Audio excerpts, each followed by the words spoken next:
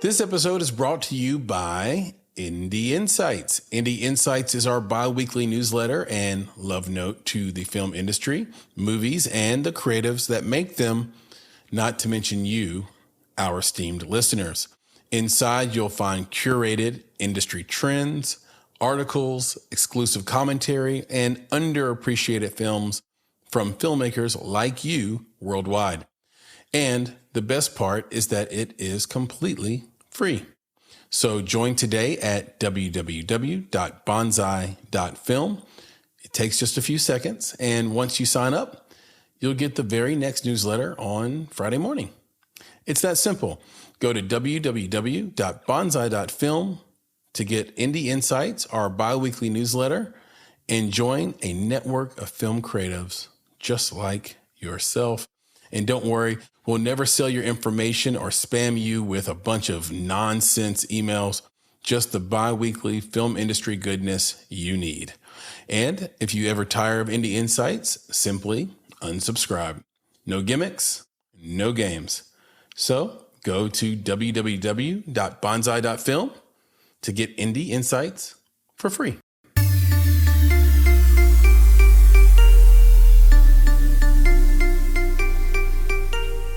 You're listening to Make It, a podcast by Bonsai Creative that helps creatives in film get where they're going faster by sharing the advice, knowledge, and insights of professional creatives across the film industry. I'm your host, Chris Barkley.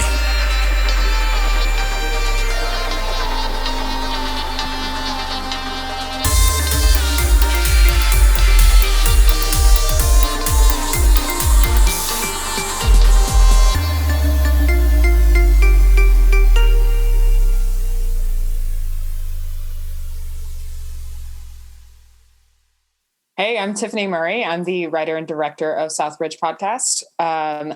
You might know me from my camera assistant work on large TV shows such as Miracle Workers, season 3, now streaming on HBO.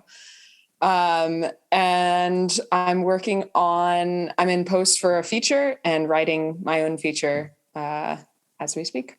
Tiffany Murray, welcome to the Make It podcast. Happy to be here.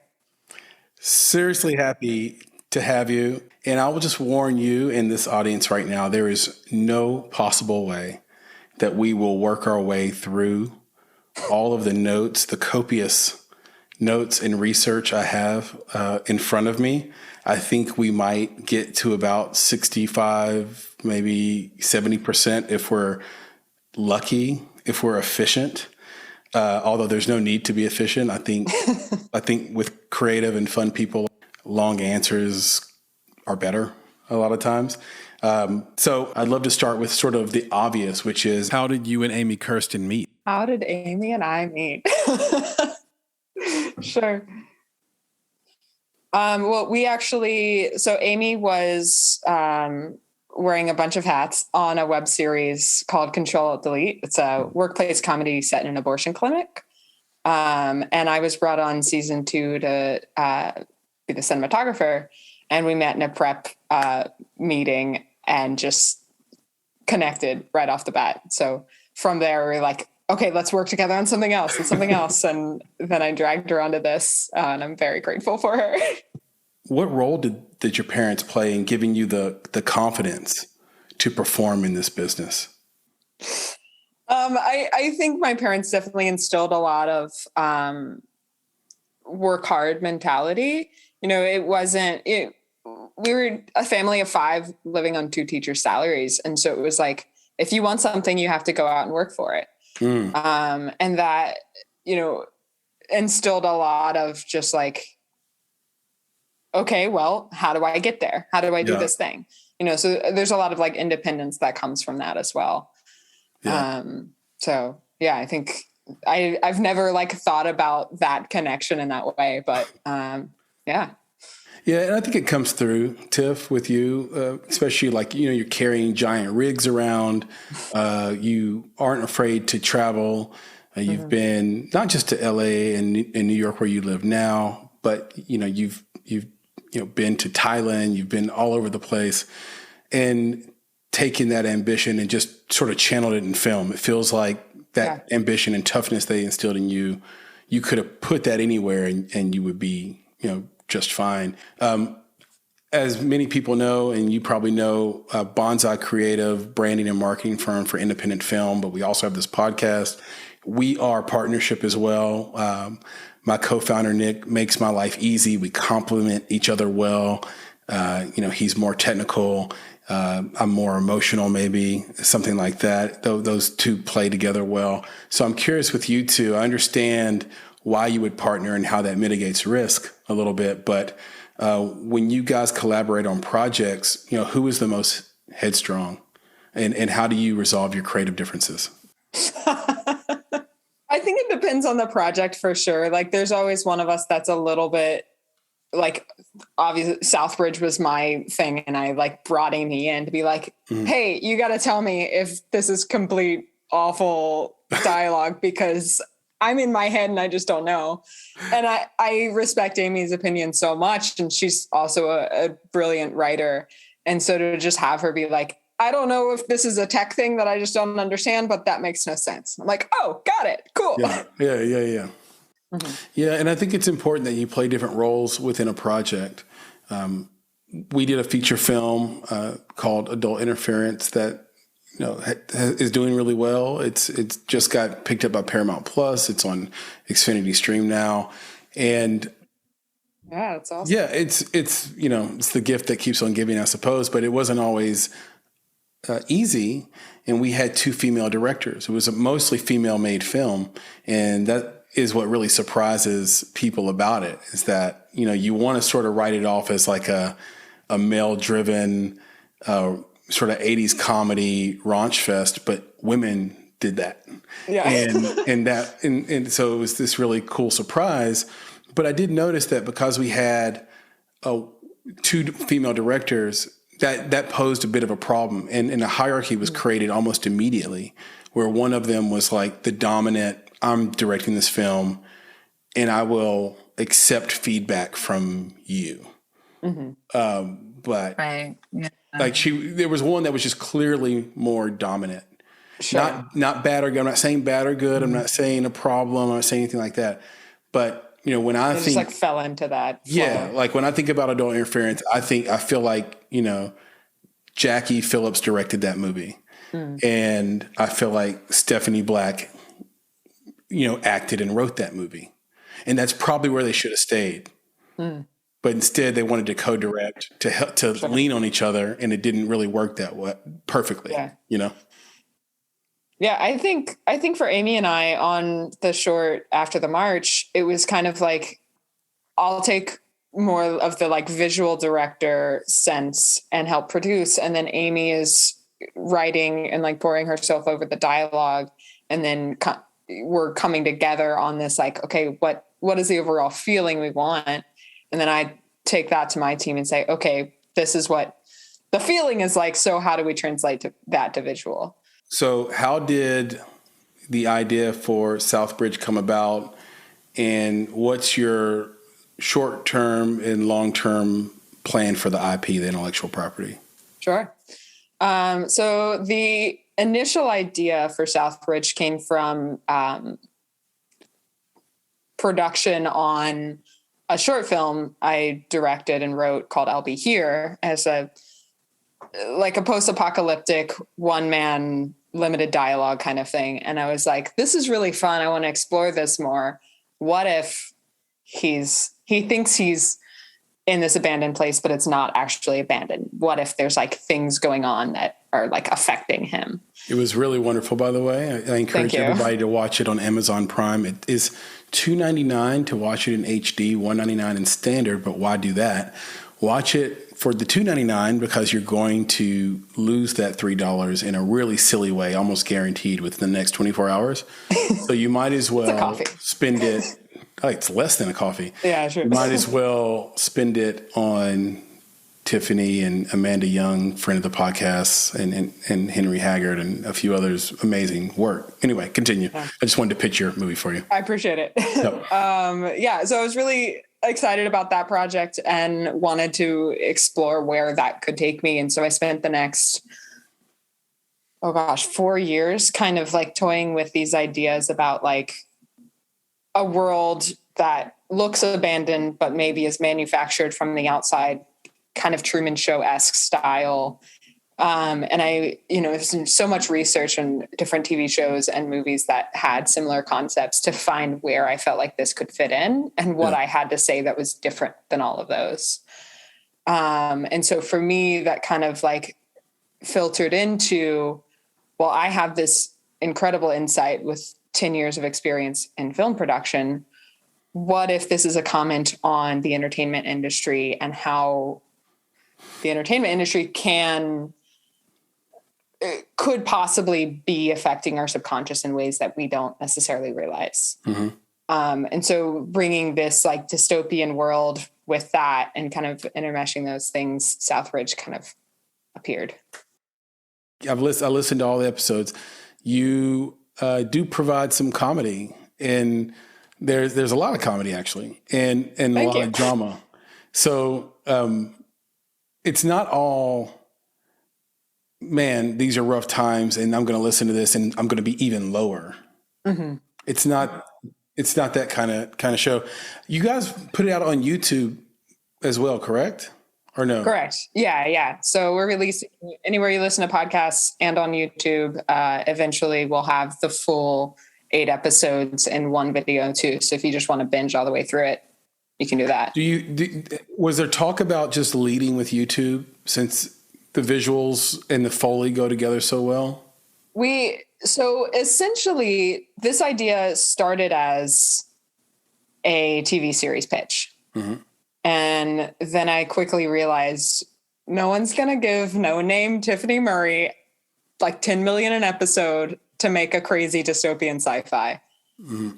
And so I was like, well, what can I do? And while I was like thinking about how would I pitch this, who could I connect with to get me into the room at Hulu or whatever, the pandemic happened. And I was like, well, I need to create something. And I have all of this time to think about this big, giant idea. Mm-hmm.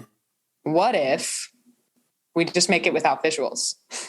Yeah. And just like go straight in podcasts. And I do think like, I mean, it would be so much more elevated if we could incorporate visuals, and all of the unspoken things that we could do would just like make this show so much more incredible. But Tiffany, if the show takes off, your first goal becomes your next goal, right? Like, or is the idea to take the IP right back into Hulu and say, here's your proof of concept. We have, 5 seasons of this show that has this many listens and downloads. Mm-hmm.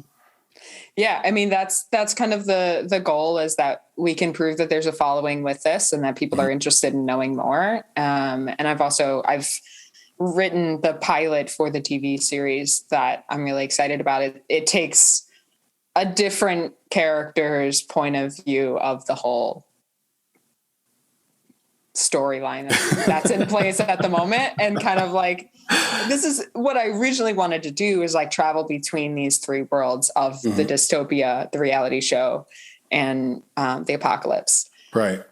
Within the podcast, it's a little harder to do, so we dropped one of those and just went back and forth between the show and the apocalypse. Right. But incorporating that third version is definitely a goal that I think is only achievable with visuals. With the visuals, right. So yeah, getting into the room is a little bit easier now that we have something to show for the concept. Yeah, absolutely. Mark Jackson, wonderful producer, says, don't promise, prove. And this is a great way to prove. Tiffany, you posted on Facebook, and I thought this was fascinating, that you had this new appreciation for casting directors and actors because you went through 2,000 submissions for lead roles on Southbridge.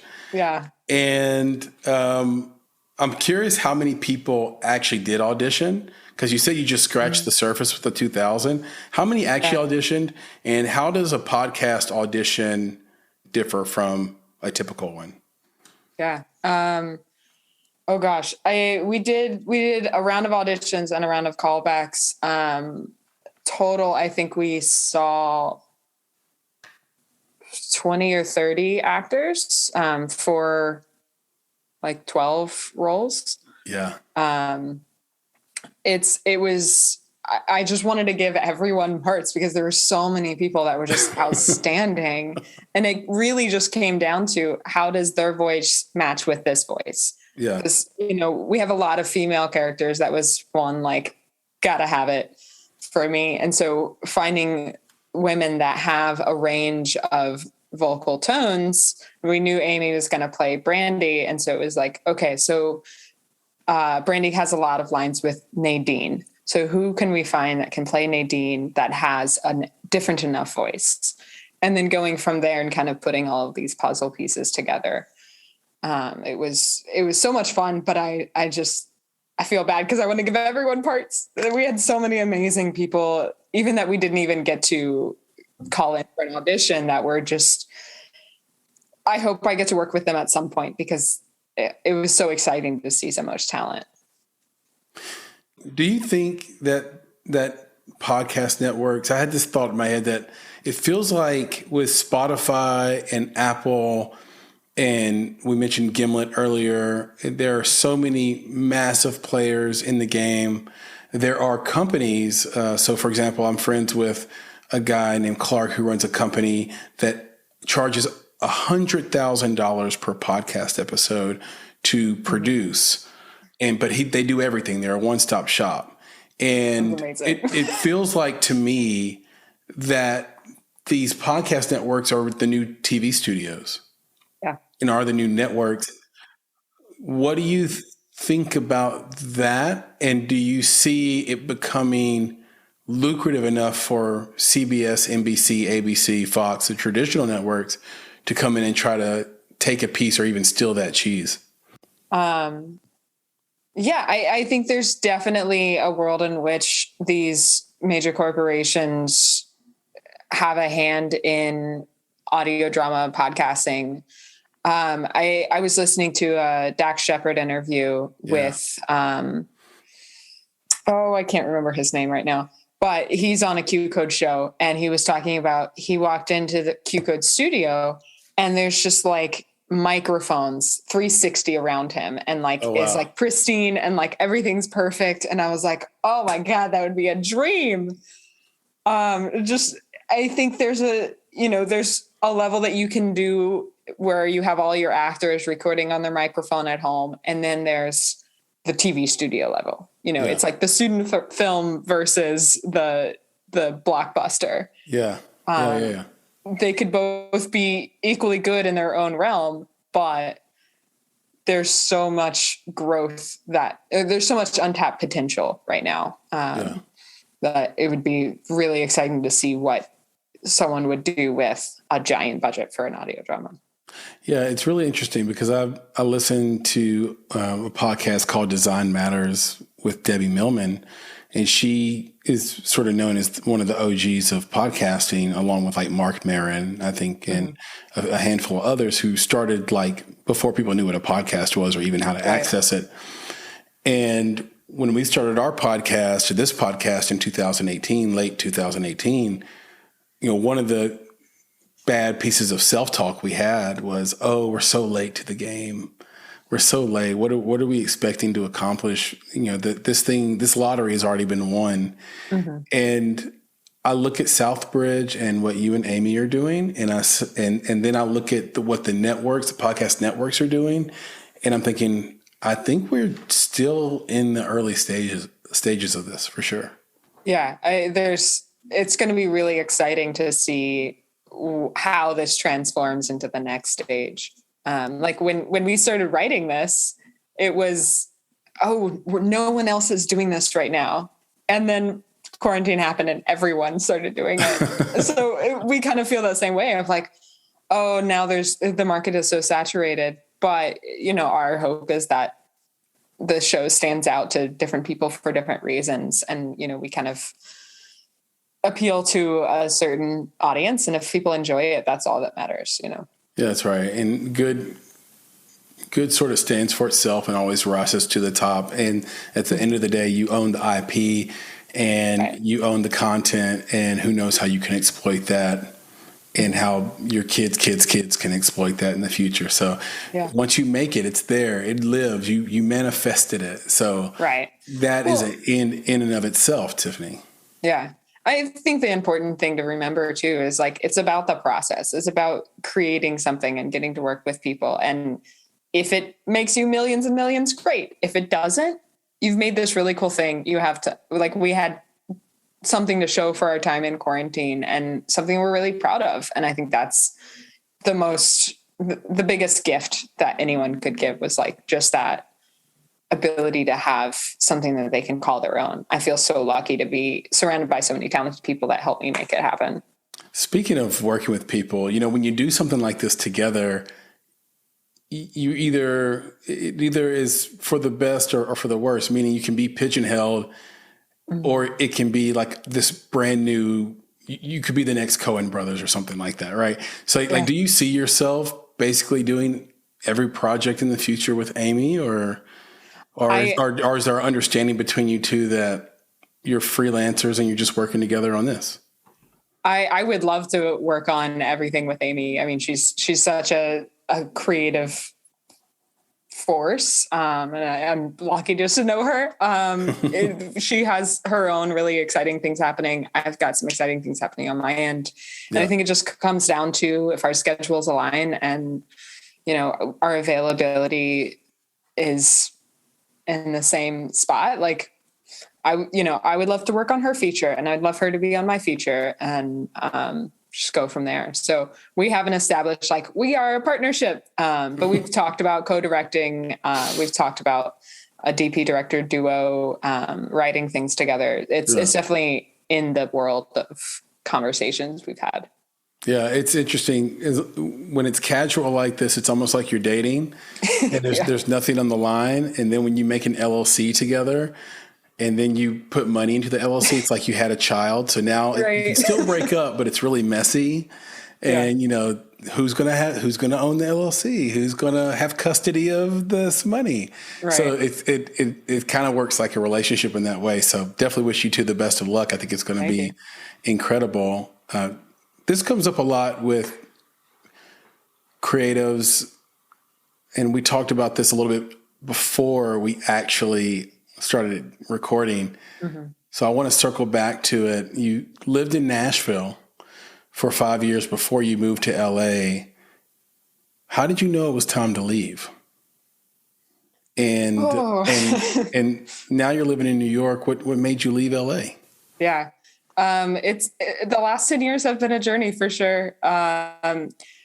For Nashville to LA, that move was inspired by wanting to know what the union TV show life was like. I wanted to be on big shows. I wanted to be on stuff that people recognize, work with incredible directors and actors, and just be a part of that process. And I knew that I could try to go to Atlanta, I could try to go to New York, Chicago, but going to where film and TV exploded, Hollywood, just seemed like, why add an extra step there? Why not just go to LA and just see what happens? Did anybody try to stop you? Passive aggressively even? Not intensively. When I finally decided that, it was like, this is what I'm doing. I wasn't asking for opinions anymore. And so if someone was like, oh, really? I'd be like, yeah, that's what I'm doing.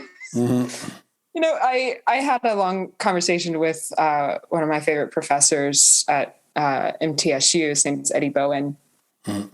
We were sitting in the mass comm building. I was like a week from graduation, and we were just chatting. And I asked him, did he ever regret not moving to LA? And he took a really long pause before he said, I enjoy my life right now where I am. And I was like, there's a but there. And the more we talked about it, I kind of gathered this. I don't want to know what if. I don't want to always wonder, oh, what if I had gone to LA? what could I have done? Who could I have met? And so that's become kind of a guiding factor in a lot of my choices, is like, is this something I'm going to regret not doing? Yeah. Yeah. And yeah, change is scary and moves are difficult. But at the end of the day, it's your life. And, you know, it's not like you're making a permanent decision forever and ever. You can always go back to Nashville. You can always go back to LA. So I said, why not? I'm young, and throw my stuff in a car and drive across the country and see what happens. Yeah. I think that's really a great outlook. It is, because you meet a lot of people who want to do that, but they live as if they're going to not die, as if they're going to get a second shot at this. And you have to remember that the finality of your existence, it is so final. It is like, you better get it in right now. Like you're here and now, like go for it. This is it. Now there's a bunch of people that are in the produce where you are camp, and I respect that. Mm-hmm. But then really produce, you know, right. Don't say I'm not moving to LA because I'm producing where I am, and then you don't produce anything. Yeah. There's nothing against Nashville. I think it's a really great city. I was just curious what it would be like to go somewhere else. And I didn't want to be curious forever. And it kind of lined up with my graduating college. I like saved up money while working on a TV show in Nashville, and was like, I want to do more of that on a bigger scale. Let me head out west and see what happens. What was the catalyst to behind your move to New York? The exact opposite. Kind of. So I had been in LA for about 4 years, and January of 2021, I started working on a big time union show, and it was the most difficult time on set that I've ever had. Just physically, mentally, I was just exhausted. And I think part of it is coming out of quarantine, not being used to working 16 to 18 hour days in the desert, carrying 70-pound cameras up mountains every day. Mm-hmm. It just like that really sunk in, like, oh, I think this is making it as the camera assistant. And I don't know if I want to make it as a camera assistant, because I was looking at the lives of people that I was working with, and I was like, I don't know that I want that. You know, like I saw a lot of unhappiness in personal lives, or, you know, like, they're rolling in the dough, but also they can't take care of themselves. They're, you know, they've fractured their foot and are working on it because they can't afford to not. And it was just, I wanted more out of my life. So I made the decision after that show to stop ACing. And then after that, it's kind of a long-winded story, but I was DPing and co-producing a feature film in Pittsburgh. So I would be on the road for at least 2 months doing that. And so I was like, well, what if I just put my stuff in storage? Because I had to move out of my apartment. I put my stuff in storage in LA, went on the road, lived in Pittsburgh for 2 months making that. And during that, I was like, okay, let me try out this DP thing, you know, like, see if I can, this is my next step. It was like, I'm just going to be a DP. And I love that project so much that, like, that's why I helped produce it, because I was like, this has to succeed. I want to see this through. Like, how can I make this happen? And so it's me, the other producer, and the writer, director, lead actor. And we were just like this 3-person unit, just pouring our souls into this movie. And it was incredible. But I realized that I wanted to be in a position where I could speak up for my crew on every set that I'm ever on. But also that takes a lot out of me. Yeah. And I don't know that I can do that 24/7. Right. So it's like, I want to be choosy about the jobs I work on so that I can work on things that are meaningful to me and that I can have a say in. And that's not going to happen on every job. So around that same time, a company that I had been freelancing with was looking for a boots on the ground person in New York to expand their production company. And so it kind of just lined up where I came on as a assistant with them, co-coordinating and I was their lead operator. We do like VFX driving plates. It's a very specialized car rig situation that I had a lot of fun with. And I love the company. They're like my second family. So to be able to work with them full time with the flexibility that if something comes up, I can take that job and the company won't, burn up in flames while I'm gone. So yeah, I'm working from home, but I'm in New York to establish our company out here. And that gives me the flexibility to write and DP and direct when I want to. Yeah, there's so much to dig into with that answer. I have to say I've heard a lot of these stories too from other people across industries, by the way, not just film, where you get a glimpse into the world or the place or the job that you really want, the thing you've always wanted. You get a quick glimpse into it before you're ready, before you've earned it. You get a glimpse in, and then you realize you can't accept how the sausage is made. Yeah. As you saw it. And you have a friend that really admired this executive, and this guy had worked at McKinsey and BCG, and he was a self-made millionaire and all this stuff. And his kid's birthday had come around, and he's working for him, and he overhears a phone call that he's having with his wife, and I guess through the phone you could sort of glean that he was a little bit surprised that it was his kid's birthday. And then he asked the wife, "What did we get him?" And there's a way to be overcritical when you hear that. Like it's almost immature. Like it's childish to be like, "Oh, I see. You don't even have time for your kid." Well, you can't have everything. Yeah, you don't know the exterior situation. Yeah, you can't be everything to everybody all the time. You're just a human being. But that moment was enough to drive him out of that profession. He was like, I don't think I want that life. I don't think I want the life where I forget it's my kid's birthday and I don't know what I got him for the birthday. Yeah. But if you're an executive, you're traveling all the time. If you're an MBA somewhere, like you're always on a plane, you're always in a cab, you're always in meetings. Everybody's depending on you. 1,000 people's jobs and families depend on whether or not you can keep a business afloat. So that's kind of a more mature way to look at it. But, on the surface, it's like, yeah, that's really a tough one. It reminds me of that Alec Baldwin, Glenn Ross line, where it's like, great father, go home and play with your kids. Great husband, fuck you, whatever. I don't forget what the line is. There's a ton of cussing in that movie. So it's something like that. But you mentioned your sort of transition. I am curious, what's the greatest challenge that you've had transitioning from being behind the camera to someone who wants to write? And direct and produce and all those things. Right. I think it's, man, I don't know. I'm so much happier as a person that I think that there are many hindrances now. Like before it was, I never have time to write. And when I do have time, I'm so exhausted, whether it's physically or mentally or both, that I can't sit at my computer and have creative thoughts. Yeah. And now that's real. That's so real, by the way. It's awful. And like, I hated that because I was starting to produce, we were casting Southbridge while I was on this TV show. And I just kept like getting on calls at lunch with Amy and being like, okay, let's try to get Wayne Knight for this part. Let's get a hold of his managers. And like, there was a moment where we had a call with his manager and I was on set and couldn't be a part of the call. Oh man. For Wayne Knight.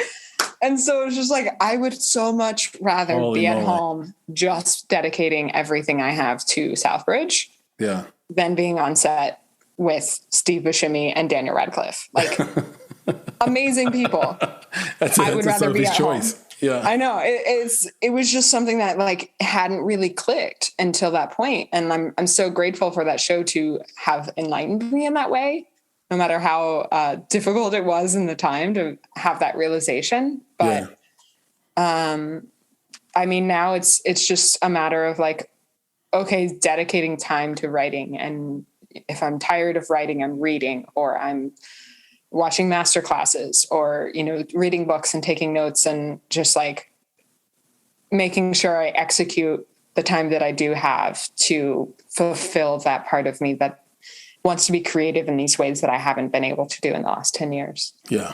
Yeah. I think that's great. And I'm rooting for you all the way. And Thank you.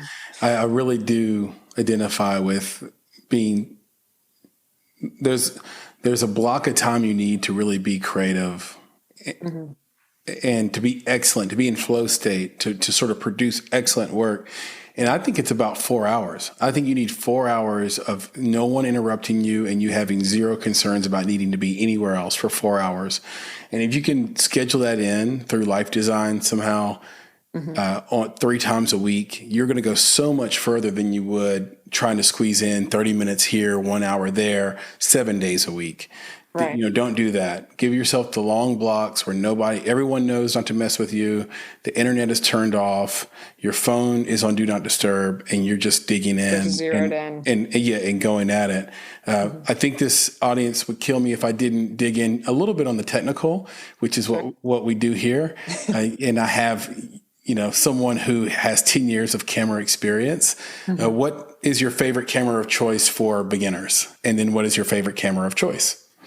Oh, for beginners, it depends on what they have access to. I mean, if you're like, I just want to create things, I'm in high school and we have phones in our pockets now.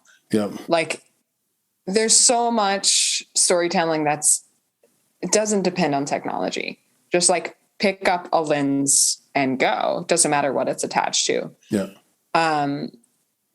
I would say if you're like looking to invest in a camera to start off your career, I work really closely with Panasonic and I love their S1H, their GH5S. I have one of those in my closet right now.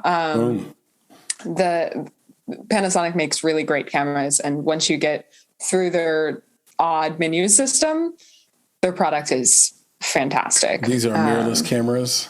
Yeah. So the S1H is their newer rig. That's what we shot the documentary series I did on.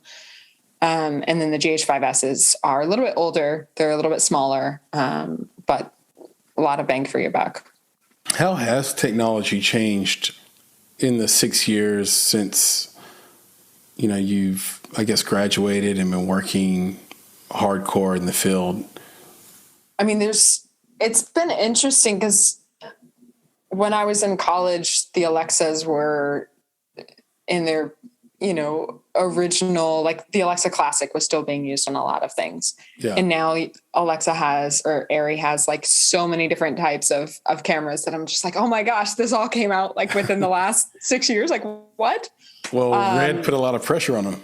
Yeah, absolutely. There's this race to be the top now because everyone's kind of getting that same technology at the same time and figuring out how can we make something that's more appealing. So like Red has the Komodo, which is super tiny and, is easy to fly on drones and gimbals and, pack in a suitcase and just fly wherever with versus Arri's cameras, which are significantly larger.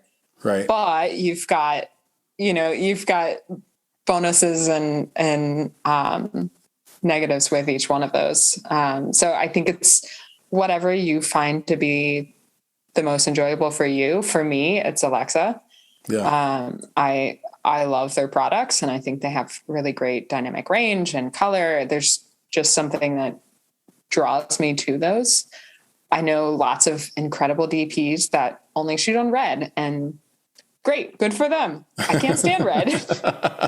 So, and I think that comes from some trauma of my early AC days with older Reds that had a lot of issues. And I was like, I'm not interested in dedicating more time to learning the new cameras because I had such an awful time with their old cameras that I'm out.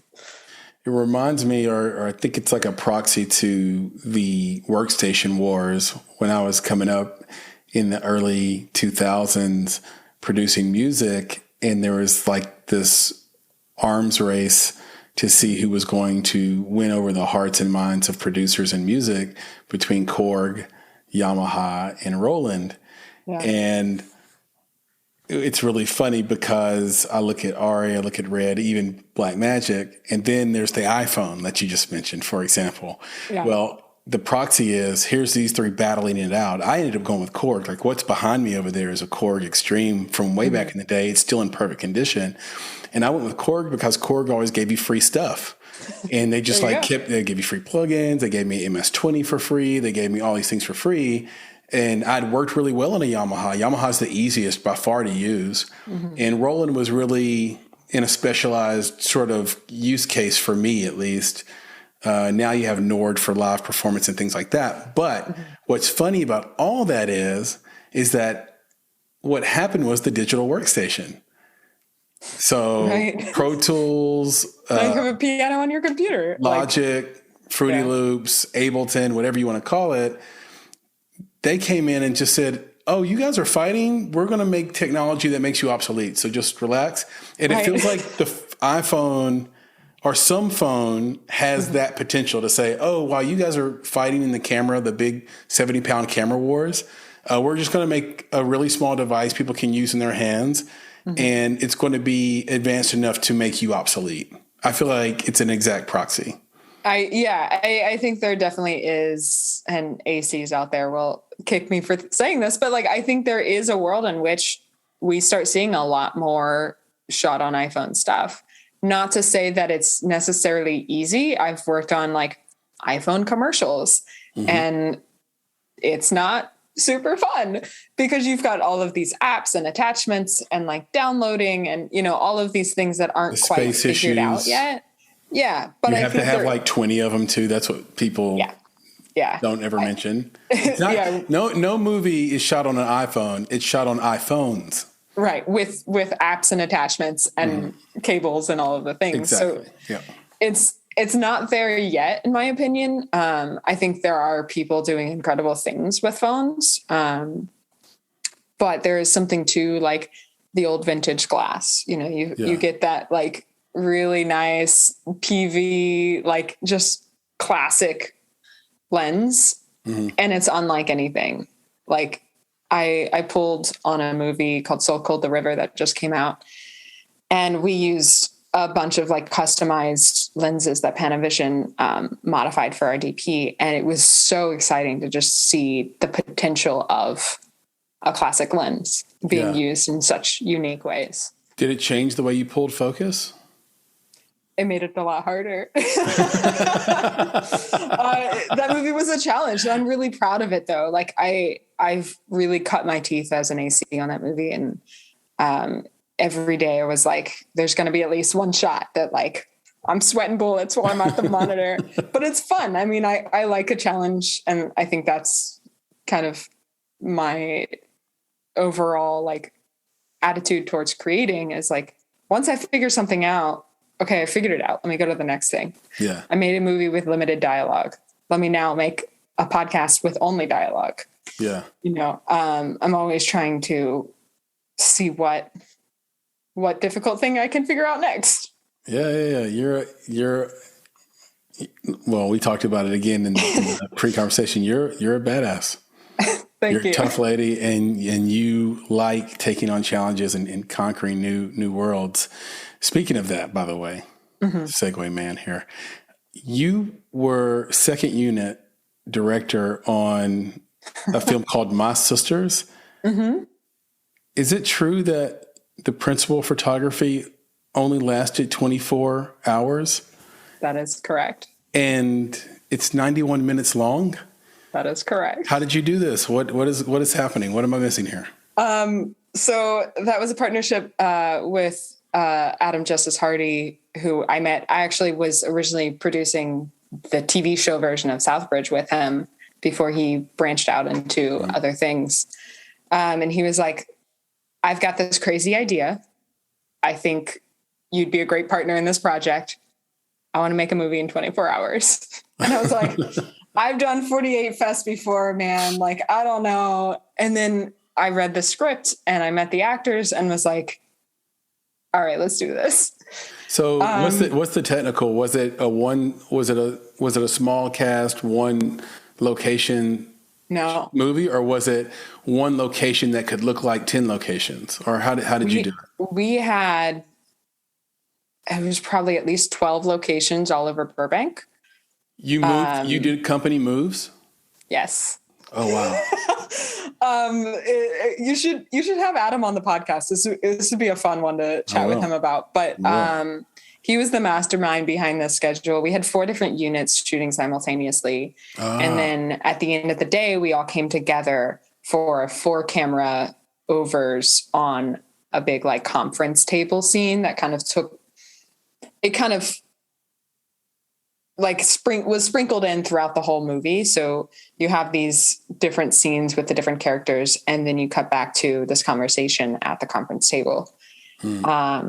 It was a lot of fun though. It was something unique and something I've never really seen done before. And it was really cool to be a part of, and props to Adam for figuring out how to schedule everything and make it work, because it happened. Yeah. Well, here's an unfair question, because obviously the hook is how it was made. Is the movie good? I enjoyed it. Okay. And like, I don't necessarily enjoy everything that I work on. Yeah. I enjoyed it. I mean, we got some distribution from it. And it was fun. You know, it's a fun watch. I think the story is solid. Our actors are great, and maybe the quality suffered a little bit because we didn't have time to spend 3 hours lighting a room. Okay. But I think like, especially the main conference table scene, like we had a lighting team rigging that all day while we were out shooting the on location stuff. Where can you watch it? Oh gosh. I know it's on Amazon. I think it's on iTunes.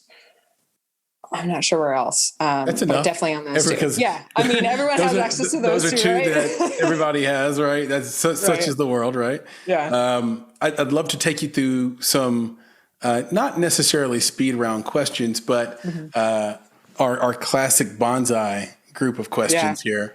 And I will start with one the audience is probably pretty familiar with, but still has so much value, which is, what are the 2 best pieces of advice you've received in your career so far, and who did they come from? Oh gosh. I don't know specifically who they came from, but things I've learned maybe is surround yourself with talented people. I think that's so important. Like, I am not a Foley artist, and Southbridge has a ton of Foley. And I was like, I'm not going to embark on that journey. Like, that's going to take so much time to learn how to even do it bad. Yeah. So I need someone that knows how to do it really well so that they can help me make this. Seth Kays. Props to Seth, by the way. Great Foley podcast. Great. Incredible. And it's been such a blast working with him throughout this whole process too. And you know what really sucks, if I can just have a sidebar, and I know you're supposed to answer the second part of the question. I think what sucks is when somebody goes in and gives you an average or bad rating on your work because you did something really, really well. There was like a review on your podcast was like 3 stars, and it was like, yeah, this could really trigger somebody who has an aversion to wet sounds and like ticking. I'm like, that means he did a really good job. What are we talking about? You know, it's so frustrating. I screenshotted that and sent it to Seth, and he's like, "Hey, that means we did good." Like, that's exactly right. We just had a good laugh about it. Like, I mean, it's not for everyone. I have misophonia, and I understand. It kind of like turned my stomach a little bit too at that moment.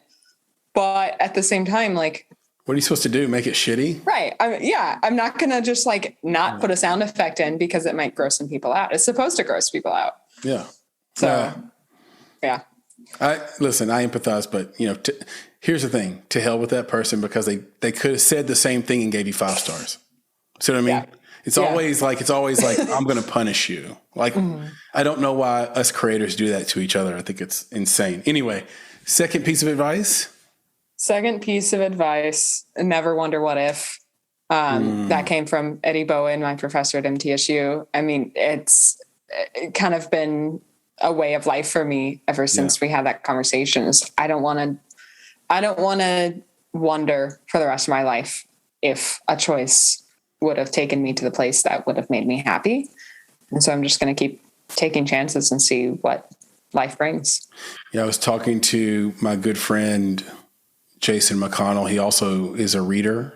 Mm-hmm. So he reads our scripts here at Bonsai and reviews them for us. And we were talking, and when we got done, you know, we were both rushing out to the next thing. And I texted him to tell him it was a great conversation and that we never have enough time. And then I thought about it and I said, you know what? I think those are going to be my dying words. There's never enough time. Yeah. And it's, you know, it's true. Like, you don't want to be in that last moment feeling like you didn't have enough time. And and wondering, man, if I did have enough time, I would have just, right. That's a tough one. Yeah. That's a tough one to swallow. No regrets. Yeah, exactly. If you could provide filmmakers with one piece of advice, what would it be? Can I just say same as last question?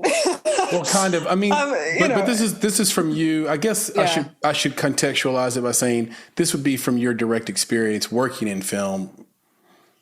Yeah. Versus the advice you get before you go into film. Sure. Take care of yourself.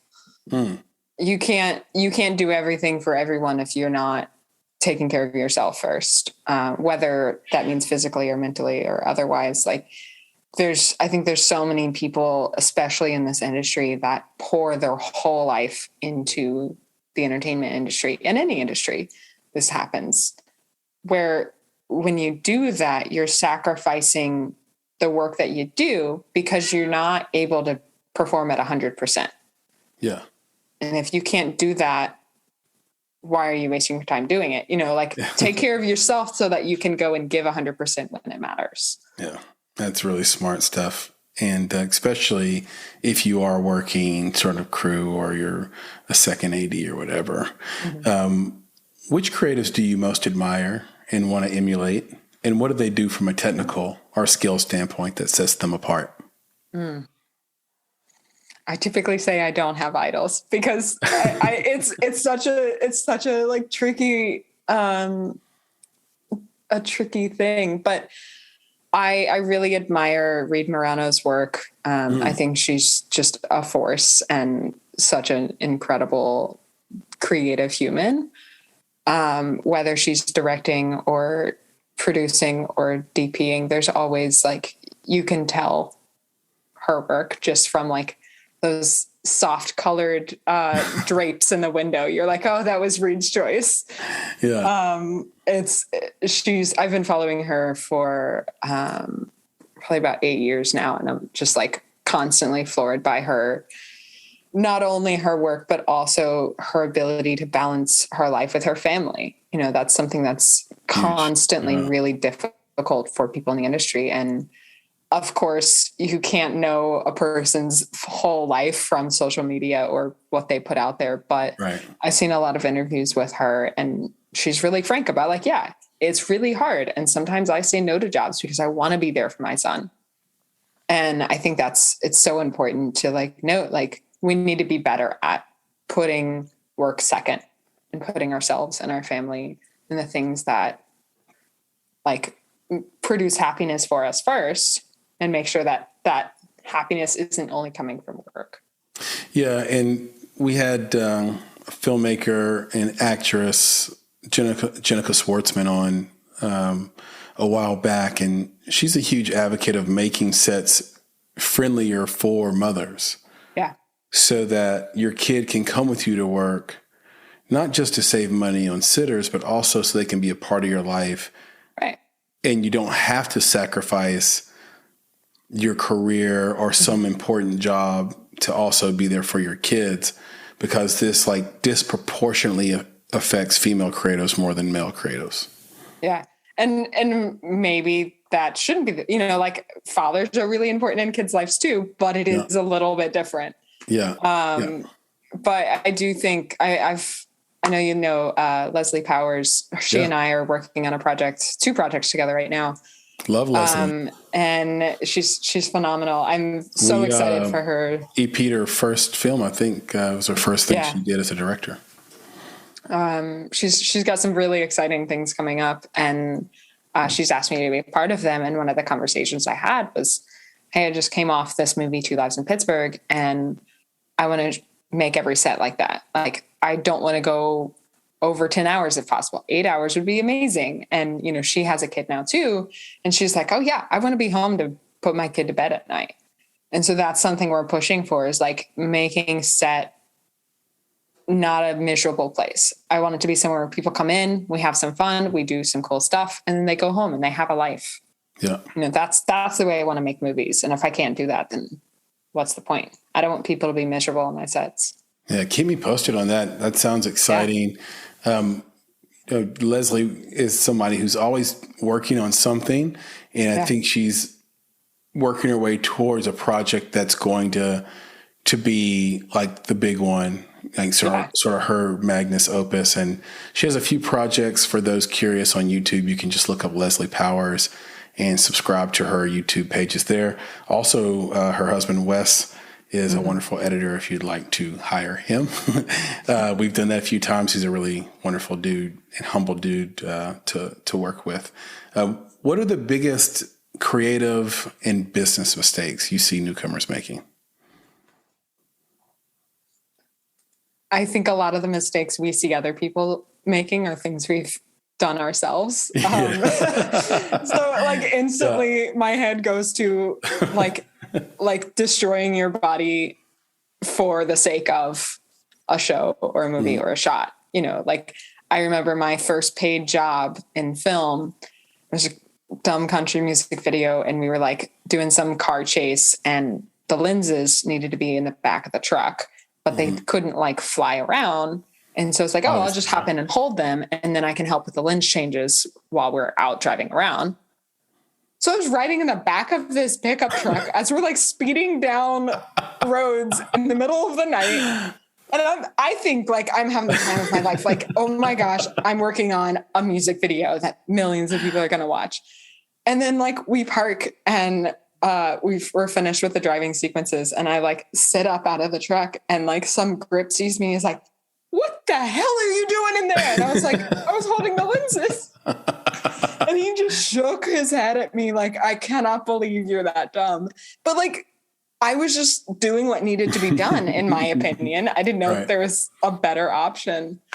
I think it's just things like that. Like, obviously that's such a specific example, but making sure that you're making the safe decision. And if you're not sure what that safe decision is, ask.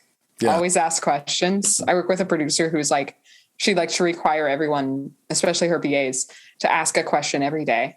You got to learn something new every day, whether it's how to tie a knot that you learn from the grips, or, you know, how to clean a lens that you learn from camera department. Like, just constantly ask questions, because that's the only way you're going to learn. That's so funny, because that is the thing I did with my kids, and two of them are grown now, and one of them's 12, almost 13. But one way I stayed engaged in their education and let them know how important it was to me was, as soon as I picked them up from school every day, I would say, what did you learn today? Just tell me one thing you learned today. Like, just tell me it wasn't a total wash. Right. Where you went in and like, just colored for 10 hours. Colored for 10 hours and threw your gum against the wall. Right. You know, and they became trained and used to being ready to say, this was the most interesting thing that I learned today. And then here's how the universe works.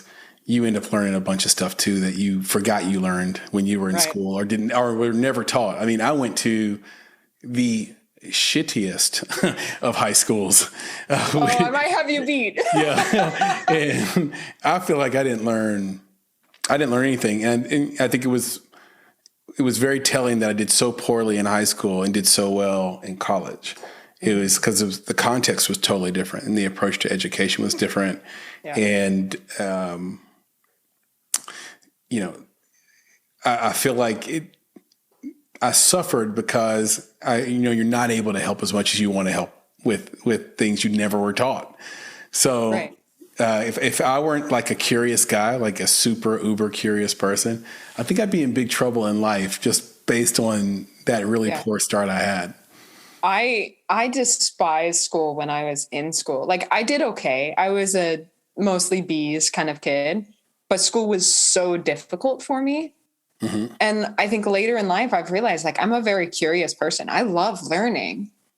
I just never learned how to learn the way that makes sense for me. Yeah. You know, how do I retain knowledge? And no one kind of like let me in on the fact that everyone learns differently. And I think schools are now starting to adapt to that. But at the time it was like, I suck at all things because I can't remember these facts about what happened in 1920. Like, yeah, maybe, you never really you know? were taught it. And there's a little bit of inception that's at play, in my opinion. And I talk about this from time to time, which is just that, look, somehow, some way it got put in my mind at a young age that although I love all these people I'm around in my family, my friend group, the neighborhood folks, people that work at the school, the authority figures, all that stuff, even though I respect them and love them, I didn't want to be them. And I knew that I didn't want to be them. I didn't want to live that life. I didn't want to live those struggles. Yeah. And so that, to an immature mind, turned into, why would I ever listen to anyone that lives like you? Yeah, I don't respect your choices. Right. So, that would be a formula or a blueprint to be you. Mm-hmm. And that's terrifying to me. And, you know, a mature person wouldn't approach it that way. They understand there's so much complexity. But when you're 12 and 13 and you're like, the last thing I want to be is you. Therefore, I need to find external sources for my advice and for my guidance. Right. Yeah. I think there's teachers and people that deal with kids are learning a lot about fundamental development and how different humans learn differently and react to different things. And I think it's becoming a place in which like all types of learners can succeed. But it's so new. And I hope that it continues to grow because I think that there's so much potential that's untapped where people just never learned how to learn or never, you know, were supported enough to feel that they were smart in this one specific thing because who cares? Because it's just, you know, it's turning gears. It's like, no, you have a mechanical brain and that's super cool. You know, like people don't realize that there are different types of intelligence. And I think it's so fascinating. Yeah, and I totally agree. And just to be clear, I certainly wasn't talking about teachers as a profession. Yeah. You know, I was talking about certain teachers who really did a poor job. And then, because there are some teachers that I still love to this day that I reference all the time from high school, actually. But I was also talking about people in my own family. Yeah. And friend groups and adults in the neighborhood. And it's like, I'm not listening to you. You live here. Right. Yeah. And I hate this place. These people of authority in my life are not doing so great. So why should I obey them? You know? Precisely. Yeah. Precisely. And Tiff, this has been as much fun as I thought it was going to be. I learned a ton, speaking of learning, by the way, and I'm not surprised. And I want everyone to go out and make sure that they support your work, support your dreams, support this podcast, and follow you. So can you tell everybody where they can find you on social media, where they can find you on the internet, and maybe even see some of your work? Sure. So me personally, my Instagram is T Murray Camera. tmurraycamera.com is my website. I'm also on Facebook, and I don't use Twitter for personal uses because I despise Twitter. Whole other conversation. And then for Southbridge, you can find Southbridge anywhere you listen to podcasts, including Spotify and Apple. We're also on Facebook, Twitter, and Instagram as Southbridge Podcast. Twitter is actually Southbridge Cast because someone stole the domain. And our website is southbridgepodcast.com. That is beautiful. And please, folks, definitely go out and do that. It is going to be a worthwhile follow indeed. And Tiffany, we can end on this.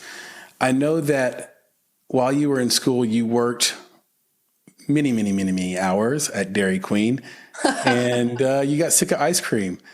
What did you like most about working at Dairy Queen? Can you give us the inside scoop? Oh gosh, pardon the pun. scoop. On Dairy So Queen. we didn't scoop our ice cream. We poured it out of the little machine. So, oh gosh, what was the question? I just got lost in Dairy Queen. What did you like most about working there? And do you have any inside baseball on Dairy Queen that we might not know? Yes.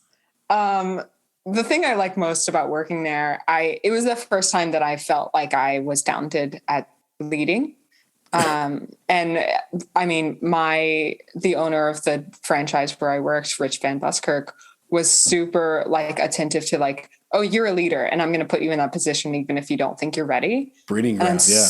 I'm so grateful for him for that. And I've told him this, over the years, but, as far as just working at Dairy Queen, I have lots of fun stories.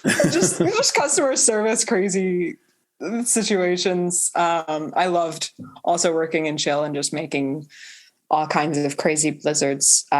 So here comes the fun fact about Inside Scoop. You can make any kind of blizzard or sundae or whatever you want. You can add all sorts of stuff. But the best thing to do, if you want something super chocolatey, don't get the chocolate ice cream. Ask them to add cocoa fudge. It's like a darker, richer chocolate versus just the chocolate ice cream, which is like a premix. So I like my go-to blizzard is Reese's Blizzard add cocoa fudge. So you have the Reese's with the peanut butter, and then you have this like rich chocolate base with the vanilla ice cream. We have to end this podcast so we can get the hell out of here before it closes. I know, I'm bumming there's not one closer to me in New York. so I can get one of those. Good stuff. And I think there's going to be all kinds of good stuff coming for Southbridge and for you in general, and Amy as well. So my thanks to her. I know she had to drop off, but thank you for hanging in, Tiff. And for this audience, you know where to find us. Make It Podcast anywhere you listen to podcasts. You can find us on social media. If you have questions for me or for Tiffany at _Bonsai Creative on Instagram and on Twitter, which Tiffany hates.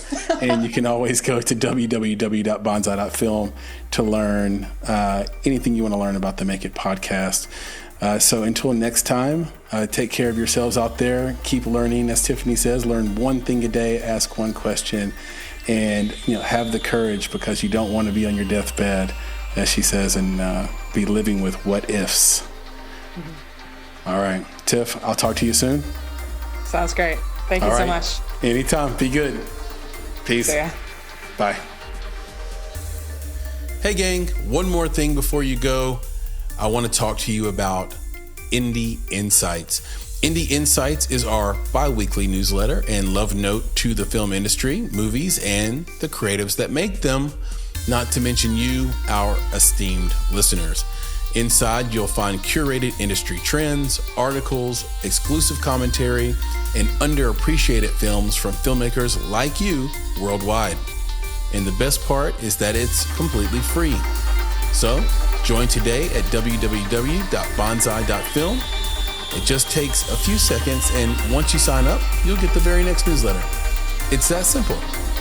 Go to www.bonsai.film to get Indie Insights, our bi-weekly newsletter, and join a network of film creatives like yourself. And don't worry, we'll never sell your information or spam you with a bunch of nonsense emails, just the bi-weekly film industry goodness you need. And if you ever tire of Indie Insights, we hope not, but if you do, simply unsubscribe. No gimmicks, no games. So, one more time, go to www.bonsai.film to get Indie Insights for free. And thank you for listening.